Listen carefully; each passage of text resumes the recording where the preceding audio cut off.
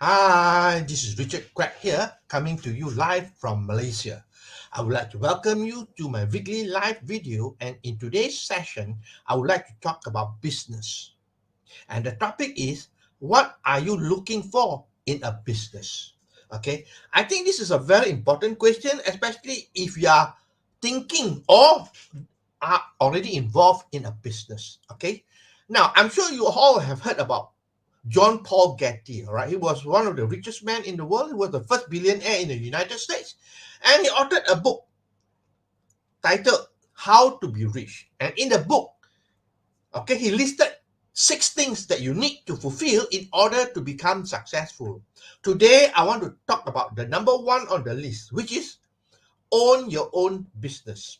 Now, if you want to be truly successful in life, you got to own your own business. Only when you own your own business, okay, you control how you work, where you work, with whom you work, and how much you're going to earn. Everything you are in control. So having your own business is very important. All right, if you want to be truly successful. Unfortunately, a lot of people fear or have doubt about starting their own business because a lot of uncertainties outside there. All right, today I want to talk about business. Now, if you and I today are going to start a business, let's talk about what are the things you are looking for. All right, all right. Now we know that John Paul Getty says that you need to own your own business, but today I want to talk about what are the things that we should be looking for. Okay. Now again, this is only my opinion, and take it with a pinch of salt. Okay. Now there are 10 points here that I listed here that we should be looking for if you want to get into a business. Okay. Number one, low investment. This is very important because to get into a business, the investment is quite large in most cases. All right. So if you and I are going to look for a business, then we should be looking for a business that have got low investment, because when you have low investment, you got low risk. All right. Most businesses will cost a lot of money to get started. Conventional business, all right, costs you a lot of money. So the first thing we are looking for is a business with low investment. Now, number two, not only the investment to get it started, but I believe that, the monthly expenses, the overhead has to be kept low as well. All right. Now, in business, most of the business fail because of cash flow problem. Now, cash flow problem arises because of expenses. All right. If your expenses is fixed, especially fixed costs, all right, and your income is not stable, when your income is low, then you have a lot of problem. So in this case, for a business that we are looking for, it should have low overhead, as low as possible, because most businesses have got very high overhead. I'm an accountant by profession. Let me tell you, if you look at the financial statement, the biggest expenses there, number one, you know what is the biggest expenses there? Salaries. All right. In fact, about 1/3 of all the expenses account for salaries.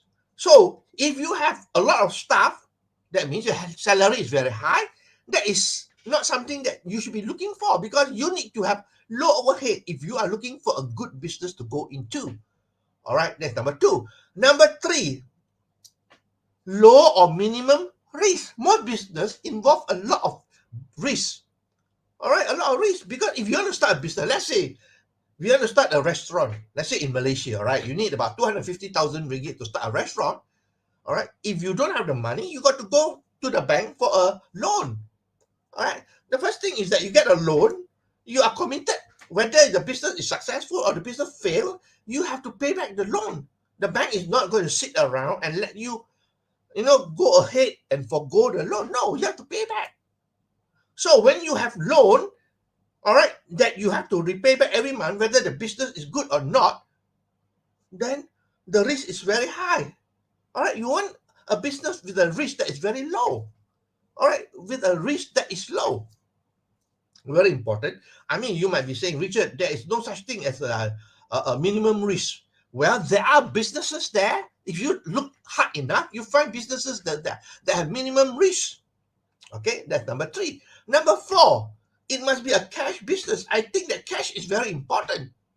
All right. Now, if you sell on credit, you are in big trouble, because whether you like or not, you will have cash flow problem. So you need to look for a business that is involved with cash. That means you buy cash and you sell for cash. People who buy on credit, all right, and sell on credit, they also fail. All right, because they might get credit from the supplier for 3 months and they give out credit for 1 month, they still got 2 month grace. But you know what? At the end of the day, the 1 month credit you give to the customer will turn out to be 3 months, 4 months, 6 months, or turn into bad debts. All right, so it got to be a cash business. Remember that. The best business in the world is involving cash. When I was an accountant by profession, all right, it was not cash. Because why? I got to do work for my client, and only on completion of the work, I got to bill them. So once you completed the work, then you bill them, they will take their own time to pay you. That's why we have a lot of cash flow problem at that time. Okay, that is number 4. Number 5, what is important is no need for much experience. A lot of businesses outside there need a lot of experience, and the learning curve is very high. You got to take time to learn. All right, we want a business whereby the learning curve is very low, and you don't need much experience. Are you with me? Now let's say you're going to start a restaurant. All right, example. Well, do you need experience? Of course you need experience, and most of the time you need to be able to know how to cook well as well. Because if you hire a cook, the cook will hold you hostage, right? If you don't know how to cook, so you do need experience. All right, even if you want to talk about starting an affiliate marketing business, you need experience as well. All right, so anything that you do outside there need experience. But if you are looking for a good business, you don't need much experience. You can learn and earn at the same time. That is what it is. Richard, there's no such thing. Yeah, you look hard enough, you'll find a business like that. Okay. Number 6, low labor requirement. Just like I mentioned about 1/3 of the expenses that a business incur is salaries and related expenses. All right. So if you got a lot of worker outside there, you have a lot of problem. Because why? You got to pay a lot of expenses, whether the business is good or bad. You got to pay the salaries of the employee, which account to about at least 1/3 of the expenses out there. So you need a business that has low labor requirement. That means you don't need a lot of labor staff. Are you with me? So that is what a business that we should be looking for. Number 7, there must be income potential as well. All right, most businesses, the income potential is limited. Do you believe me? Let's talk about restaurant. I know some people start a restaurant business. It is good, no doubt, restaurant business, all right? But a restaurant business, the income potential is limited. Why do I say limited? Your restaurant is of a certain size. Okay, of a certain size, how many tables and chairs can you put in the restaurant? All right. The number of sale you can make depends on the number of table and chairs that people can sit. Okay, and most of all, in restaurant, only during lunchtime or dinner time. All right, the other time, beside lunchtime and dinner time, there's no business. All right, so you must have income potential that is good.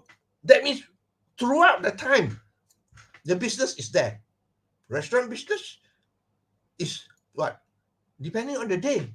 All right, lunchtime or breakfast, or even when people eat, that's it. Then you have business. But you are constricted by the size of your restaurant. How many chairs, how many tables you can put there?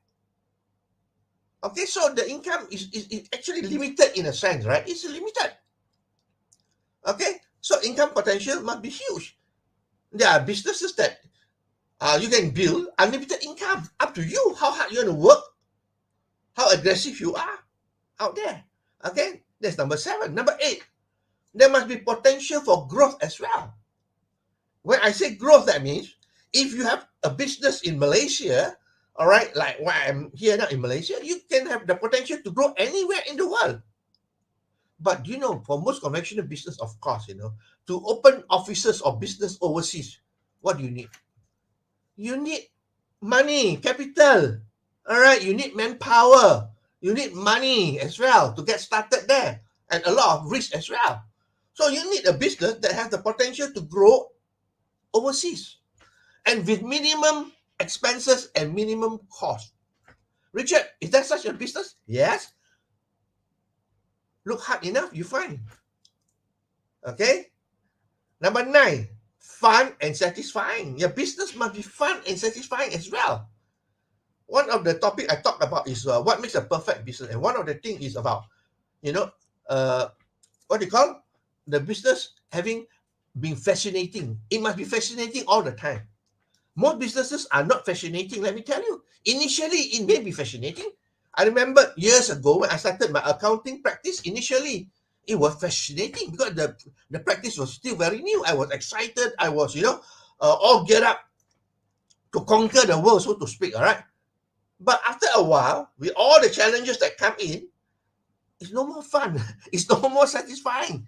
All right, with all the cash flow problem, the staff problem, and so on, it's no more satisfying. But you need a business that is continuously fun and satisfying for you. Okay, that's very important. So think about it. Okay, the last one. Okay, the business must be able to generate passive income and legacy income as well. I spoke about this in my previous live video. All right, you must have a business that can generate passive income. All right, I talk about passive income, but somebody commented that you earn money while you sleep. Very true. When you sleep, you earn money. But when you talk about passive income, even when you die, the money still come in. Not only when you sleep, my friend. All right, I know some people.